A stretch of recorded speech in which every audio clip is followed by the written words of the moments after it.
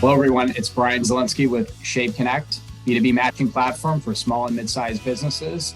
We have some great providers through Shape Connect, great experts through Shape Connect, and we love to talk to those experts, hear their insights, and share them with you in short formats. So today I'm excited to bring you Franklin Rivera, owner of V2M2 Group. They've been around 12 years, work with clients worldwide for a myriad of digital marketing services across all kinds of industries. And the topic today is the customer journey and why it's becoming so important. This is a topic that I think companies, many of them have, but often don't have in a way that is using digital touch points, human touch points, and how to bring everything together between sales and marketing to just have a great growth engine running for their business. So Franklin, maybe we'll jump into it a little bit, but before we go too deep into the customer journey, why don't we hear a little bit more about your background and the type of work you do with different companies? Okay, great. Well, thanks for having me, Brian. Again, my name is Frank Rivera, and a little bit about my background. I'm actually an Army vet, so went to West Point, graduated. I'm not going to tell you when, because I look a lot younger than I am, but was actually involved in sales for over 22 years, but had a love for digital marketing, or just the digital space. So way back in the 90s when websites were just being developed with things like Microsoft Front Page, I was building websites back then in Central Florida before they became a big thing. When MySpace came around and things such as Friendster, AOL, I was just very involved in all those different things. So I developed a love for it. And I thought that there needed to be a connect between the digital space and actual sales, because a lot of times those two operate in silos.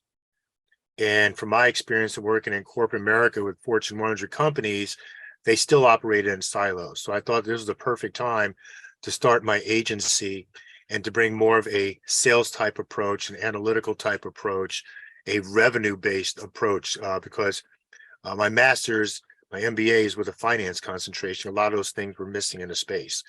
So that's where I am today. Started V2M2 Group, stands for Viral Visual Marketing and Management. It sounds simpler than it is, but really it is, what is that mapping process from the minute that they are a prospect all to the time that they become a paying client, customer, patient, etc. What are the steps that you want them to take to get from point A to point Z? And that has to be clearly defined, because that will actually define a lot of your internal processes within the company itself.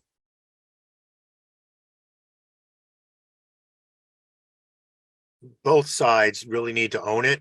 Everybody needs to own it, because everybody has a stake in the customer journey. If you're thinking about from a financial perspective, the more successful the customer is, the journey is, the more satisfied the customer is, of course, the more revenue you have a possibility to generate.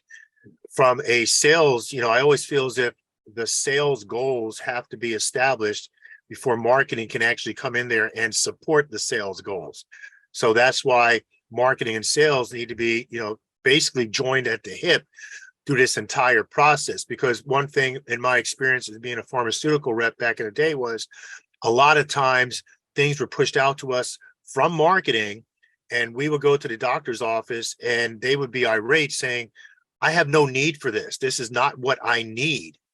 And sales, being the touch point between the company and the customer, usually had the most valuable information. So we could go back to marketing and say, this was a total waste of money, and tell them this is what exactly the customers are looking for. So there has to be all three of those components tied together, even operations, chief operating officers, because a lot of the customer journey actually integrates company processes as well. So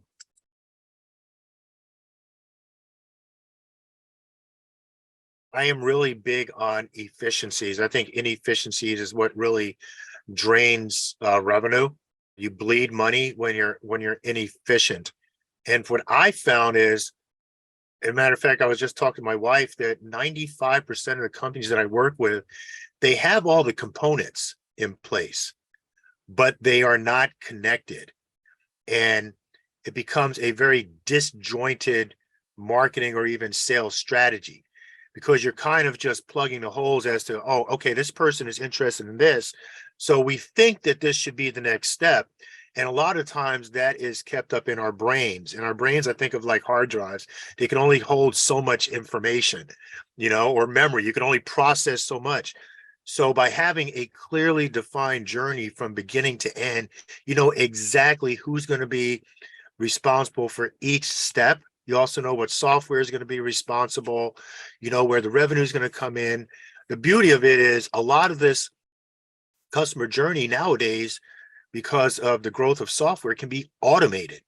So when you think of efficiencies, automation takes out a lot of those repetitive tasks that we as humans do. So now what you're doing is you're freeing up time for people to do other things that are probably going to be more revenue generating for the company, and actually using their intellect to accomplish. I always like to think about the big one out there, the Amazon out there. And if we think about it, why are so many people shopping on Amazon? A lot of it has to do with the customer journey. What is the touch point, the first touch point? What happens after that? If you notice, you're always being recommended. Oh, by the way, have you thought about this? Have you thought about this? Oh, by the way, you left something in your cart. So let's think about, how are we going to get you to go back to your cart and make that purchase? So, but I'm kind of getting ahead of it myself right now. Really, the first things you need to define are your ultimate goals. What are your goals that you hope to accomplish with this customer journey? Of course, the end goal is always going to be to make more money. That's going to be the end goal for most companies. Some might say, well, we just want a little bit more visibility, but in the end, it's generating revenue. Okay. And then what are those revenue generating products, services, points in your company? And then when somebody happens to be interested in one of those entry points, what is it going to take to get them to become an advocate, a client, a patient, a customer for your company? A lot of times what we think of as, and when I started my company, is kind of the same thing. We throw spaghetti against the wall hoping that something's going to stick. With defining a customer journey, you have to define, okay, what am I trying to accomplish with this product, with this service? And then define what is it going to be to get them on each touch point to become, like I said before, an advocate of the company. So it's really doing that, and then defining the audience and how that audience is going to react to different touch points in the journey. I have an example that I can share that shows, kind of the thought process into what you're mentioning or alluding to.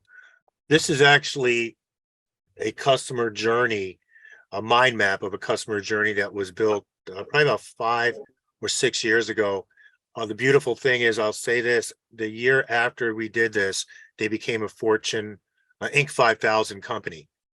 And we really think it was because they were able to become much more efficient and have a better defined customer journey. So, this looks like, a train map actually, but it's a little intimidating to get started, but it really is. It really is. But if you break it down to its yeah. most basic form, we're looking at, this is the company in the middle, and you have a service. You have service number one that we provide, service number two. They have a commercial side of the business. All right. So to your point, there's going to be a consumer side, which is going to be a totally different customer journey than you would have with a commercial client customer journey. And for this particular company, they really wanted to work on the B2C component, because that was their bread and butter at this point.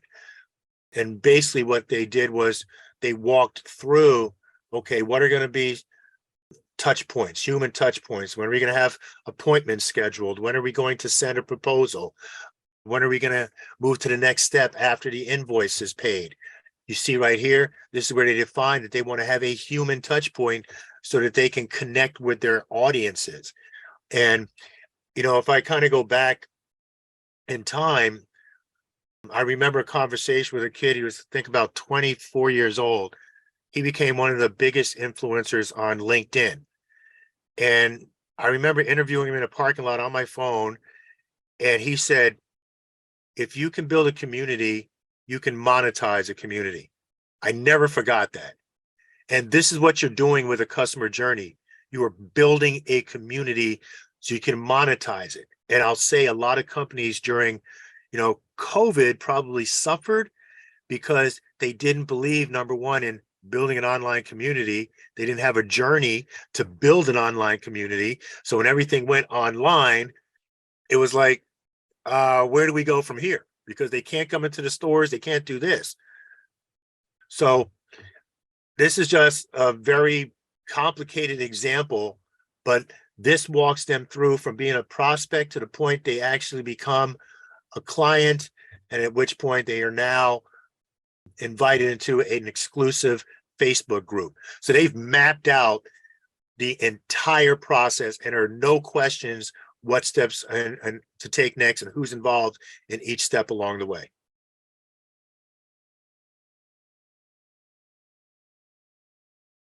While I think a lot of companies have an online presence, they've established it. They know, oh, I need to have social media, I need to have a website, I need to have SEO.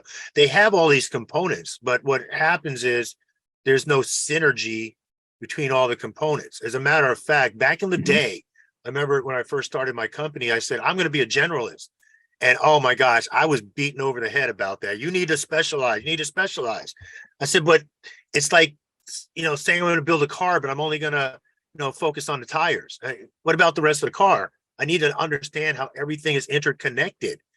And so I did that. And in 2015, a study came out saying that companies were having a hard time hiring digital marketers because they were specialists.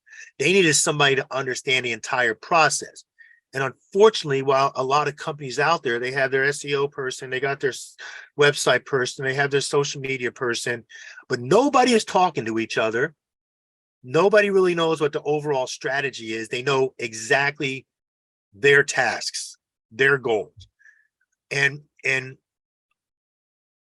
if you look online, one of the most valuable positions, the most sought after positions happen to be like data analysts, because you can get business intelligence and be proactive in the marketplace as opposed to reactive.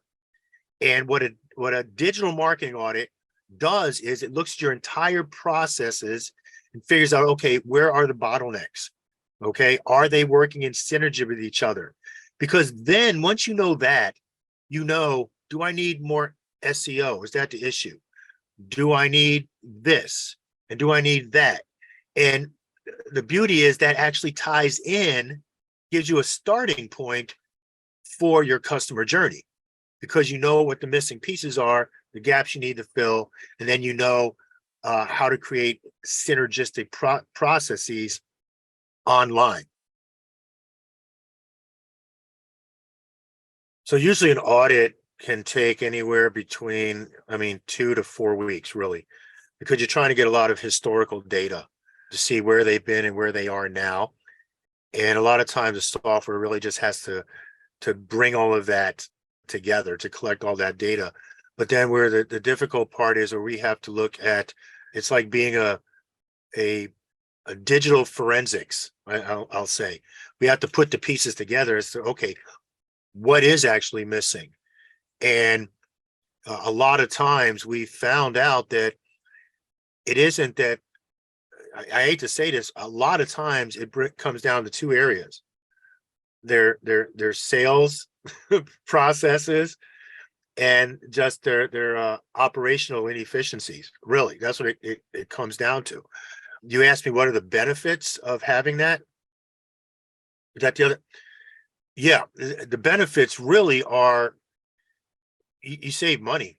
That's one thing. You save money because you're not doing inefficient things. I found companies that actually have a very good digital presence, but we were able to unlock or uncover is the right word, that they had a broken sales process. I've worked with $30 million companies that had no idea what the sales process was or what the sales goals were. And then because they didn't know that, they didn't know what the customer journey should actually look like.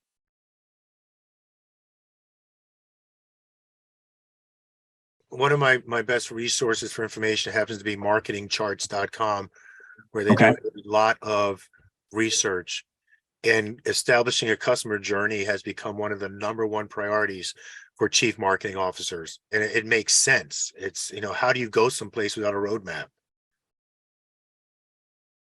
I really think that those that have a well-defined journey, especially when you're looking at maybe small startups, small small companies that are in that, maybe that go into that growth stage, it really makes your job a lot easier, and you have a definite purpose with every decision that's made. Rather than trying to put a band-aid on, you'll find that you probably can rip that band-aid off because you have everything mapped out well. So I highly suggest one. Yeah, and the efficiencies, I think that if a small business can gain them, we've worked with hundreds of them now, and it's always having time. They wish they had time back more Yeah, than anything. And if, I think that's one of the biggest values of customer journey is time and loyalty that can be garnered. You don't even want to take for granted your current base of clients. They should still be nurtured. They should be getting newsletters from you, reminding them of the great work you do, insights that your brand can provide. So, that component is so important, giving them their time back with efficiency. Well, this was excellent, Franklin. We're going to enjoy learning more from you and on other topics. Thank you again for your time. Thanks, Brian. Thanks for having me. I enjoyed it. Sure.